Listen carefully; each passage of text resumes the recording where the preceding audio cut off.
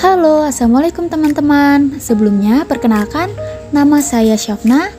Saya adalah mahasiswi aktif dari Universitas Mancasakti Bekasi dari Prodi Akuntansi dengan NIM 290215552. Saya membuat video ini dengan tujuan menyelesaikan ulangan tengah semester dengan mata kuliah Auditing dengan dosen pengampu Bapak Abriyadi SE AK MMCA. Mari kita belajar bersama dengan memperhatikan tayangan video ini sampai habis. Siapa sih yang tidak mengenal PT Kimia Farma Tbk? Sudah tidak asing lagi kan di telinga? Nah, Kimia Farma Tbk adalah perusahaan industri farmasi pertama di Indonesia yang didirikan oleh pemerintah Hindia Belanda pada tahun 1817. Namun perusahaan ini pada awalnya adalah NV Charmelen Handel Redmenkamp NCO. Berdasarkan kebijakannya, nasionalisasi atas eks perusahaan Belanda di masa awal kemerdekaan pada tahun 1958.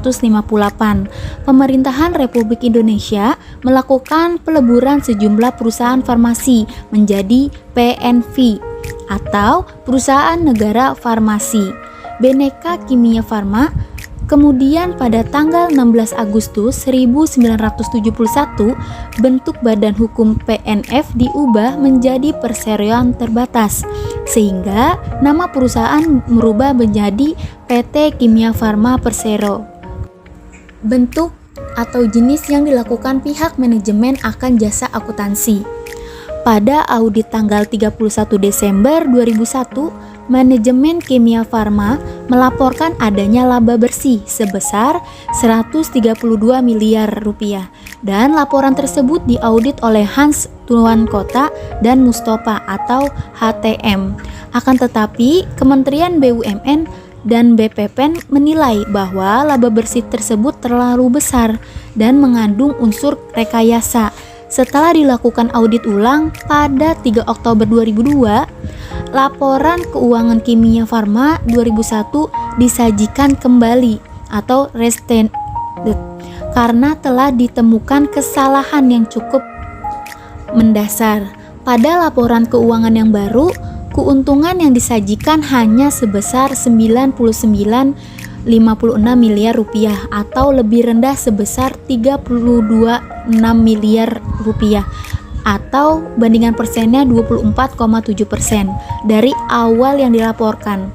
Kesalahan itu timbul pada unit industri bahan baku, yaitu kesalahan berupa overstart penjualan sebesar 2,7 miliar pada unit logistik sentral. Lalu yang kedua berupa overstart persediaan barang sebesar 2,39 miliar pada unit perdagangan besar farmasi, berupa overstart kepersediaan sebesar 8,1 miliar dan overstart penjualan sebesar 10,7 miliar rupiah. Kebutuhan dan alasan pihak manajemen akan jasa akuntansi publik. Kesalahan penyajian yang berkaitan dengan persediaan timbul karena nilai yang ada dalam daftar harga persediaan digelembungkan. PT Kimia Farma melalui direktur produksinya menerbitkan 2 buah daftar harga persediaan atau Master Pictures pada tanggal 1 dan 3 Februari 2002. Daftar harga per 3 Februari ini telah digelembungkan nilainya dan dijadikan dasar penilaian persediaan pada unit distribusi Kimia Farma per 31 Desember 2001. Sedangkan kesalahan penyajian berkaitan dengan penjualan adalah dengan dilakukannya pencatatan ganda atau penjualan. Pencatatan ganda tersebut dilakukan pada unit-unit yang tidak sempaling oleh akuntan sehingga tidak berhasil diidentifikasi. Berdasarkan penyidikan BPPM disebutkan bahwa KAP yang mengaudit laporan keuangan PT Kimia Farma telah mengikuti standar audit yang berlaku, namun gagal mendeteksi kecurangan tersebut. Selain itu, KAP tersebut juga tidak terbukti membantu manajemen melakukan kecurangan tersebut. Selanjutnya diikuti dengan pemberitaan di hari kontan yang menyatakan bahwa Kementerian BUMN memutuskan penghentian proses divestasi saham milik pemerintah di PT KAEF setelah melihat adanya indikasi penggelembungan keuntungan atau overstart dalam laporan keuangan pada semester 1 tahun 2002, di mana tindakan ini terbukti melanggar peraturan BPPM nomor 8G7 tentang pedoman penyajian laporan keuangan. Lalu poin 2, khusus huruf M, perubahan akuntansi dan kesalahan mendasar. Lalu poin yang ketiga, kesalahan mendasar sebagai berikut. Kesalahan mendasar mungkin timbul dari kesalahan perhitungan matematis, kesalahan dalam penerapan kebijakan akuntansi, kesalahan identifikasi fakta dan kecurangan atau kelalaian. Kriteria dan kondisi kantor akuntan yang terlibat. Pada saat audit 31 Desember 2001, akuntan belum menemukan kesalahan pencatatan atas laporan keuangan. Tetapi setelah audit interim 2002, akuntan publik Hans Thomas Kota Mustafa atau HTM menemukan kesalahan pencatatan atas laporan keuangan, sehingga BPPM sebagai lembaga pengawas pasar modal bekerja sama dengan Direktorat Akuntansi dan Jasa Penilaian Direktorat Jenderal Lembaga Keuangan yang mempunyai kewenangan untuk mengawasi para akuntan publik untuk mencari bukti-bukti atas keterlibatan akuntan publik dalam kesalahan pencatatan laporan keuangan pada PT Kimia Farma Tbk untuk tahun buku 2001. Namun dalam hal ini seharusnya akuntan publik bertindak secara independen karena mereka adalah pihak yang bertugas memeriksa dan melaporkan adanya ketidakwajaran dalam pencatatan laporan keuangan.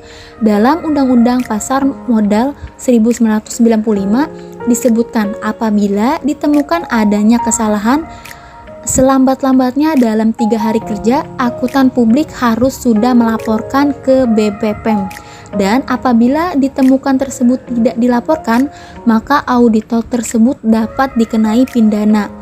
Karena adanya ketahuan yang mengatur bahwa setiap informasi akuntan itu wajib melaporkan temuan kalau ada emiten yang melakukan pelanggaran peraturan pasar modal, sehingga perlu dilakukan penyajian kembali laporan keuangan. Selanjutnya ada etika profesi dan kewajiban hukum yang dilanggar oleh kantor akuntan publik. Sehubungan dengan temuan tersebut, maka sesuai dengan pasal 102 Undang-Undang Nomor 8 Tahun 1995 tentang pasar modal JO, pasal 61 Peraturan Pemerintah Nomor 45 Tahun 1995 JO, pasal 64 Peraturan Pemerintah Nomor 45 Tahun 1995 tentang penyelenggaraan kegiatan di bidang pasar modal, maka PT Kimia Farma Persero dikenakan sanksi administratif berupa denda yaitu sebesar 500 juta rupiah sesuai pasal 5 huruf N Undang-Undang Nomor 8 Tahun 1995 tentang pasar modal. Maka pertama, Direksi Lama PT Kimia Farma Persero periode 1998 sampai Juni 2002 diwajibkan membayar sejumlah 1 miliar rupiah untuk disetor ke kas negara karena melakukan kegiatan praktek penggelembungan atas laporan keuangan per 31 Desember 2001. Saudara Ludovius Sensiwe dan rekan Kap Hans Tuan Kota dan Mustafa selaku auditor PT Kimia Farma Persero diwajibkan membayar sejumlah 100 juta rupiah untuk disetor ke kas negara karena atas risiko audit yang tidak berhasil mendindikasi adanya penggelembungan laba dilakukan oleh PT Kimia Farma Persero. Meskipun telah melakukan prosedur audit sesuai dengan standar profesional akuntan publik, atau SPAP dan tidak ditemukan adanya unsur kesengajaan, tetapi KAP HTM tetap diwajibkan membayar denda karena dianggap telah gagal menerapkan persyaratan profesional yang disyaratkan di SPAP SA Seksi 110, tanggung jawab dan fungsi auditor independen, paragraf 04. Persyaratan independen adalah orang yang memiliki pendidikan dan pengalaman praktik sebagai auditor independen. Nah, yang terakhir ada tanggung jawab akuntan publik terhadap PT Kimia Farma Tbk. Adanya indikasi ketidakbenaran dalam laporan keuangan dan sengaja meminta menyajikan kembali laporan keuangan Kimia Farma 2001. Yang pertama, tanggung jawab akuntan terhadap masyarakat. Dalam kode etik, akuntan publik mewajibkan untuk senantiasa bertindak dalam rangka pelayanan kepada publik dan menjauhkan komponen atas profesionalisme. Tanggung jawab akuntan publik sebagai seorang profesional sangat diharapkan oleh masyarakat untuk melindungi kepentingan mereka. Lalu yang kedua, pemenuhan kewajiban akuntan terhadap BAPEPAM. Pemerintahan Indonesia melalui BAPEPAM berupa keras untuk mengatasi dan mencegah tindak kejahatan di pasar modal Indonesia dengan berbagai cara antara penerbitan dan pembina pelaku pasar modal, sehingga tidak preventif dan pemutusan kesejahteraan di bidang pasar modal sebagai tindakan represif.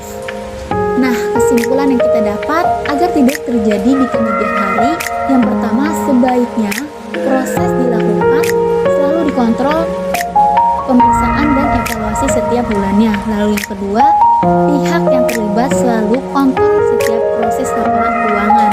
Dan yang ketiga, adanya hubungan dan sanksi tegar bagi para organisasi perusahaan yang melakukan pelanggaran. Dan mungkin itu saja yang bisa saya sampaikan. Selebihnya mohon maaf bila ada kata-kata yang kurang atau salah. Wassalamualaikum warahmatullahi wabarakatuh.